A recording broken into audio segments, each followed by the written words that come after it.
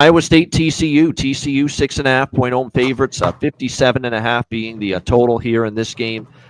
Big 12 action here. We'll see how this one plays out. Iowa State's been a very, very weird team to follow and watch how things have transpired with them. I want to point out they're 1-2 straight up, 0-3 against the spread on the road. We obviously saw them lose to BYU, where they were in it early and then the roof caved in the second half. But they lose at Cincinnati. They've also lost their two best corners in the secondary, and teams are starting to throw the ball with success against that Cyclones defense. They lose outright as favorites to Colorado, to BYU, and then last week, 8-point favorites against an Arizona State team with Jeff Sims at quarterback, with Sam Leavitt sidelined for the rest of the season. And Iowa State loses outright to Arizona State, and Jeff Sims, played actually pretty solid. And more importantly, I guess quarterback run was not part of the game plan defensively for Iowa State.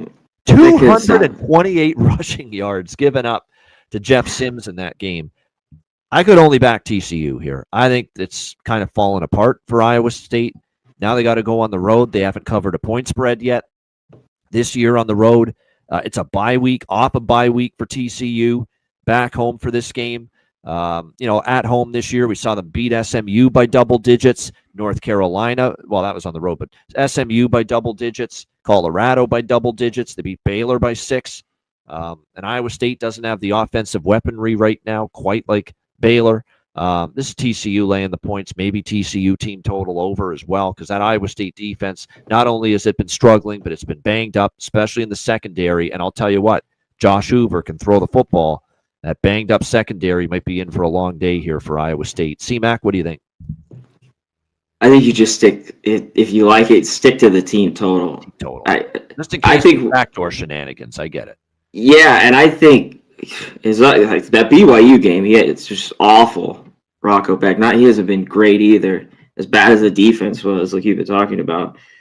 But I still don't love this TCU defense. Better against the run, but they can get shredded in the secondary, so that could maybe linger around with them. Iowa State seems to always kind of play them tough too. I think TCU gets their team total. I don't trust the defense, so I would just look team total here.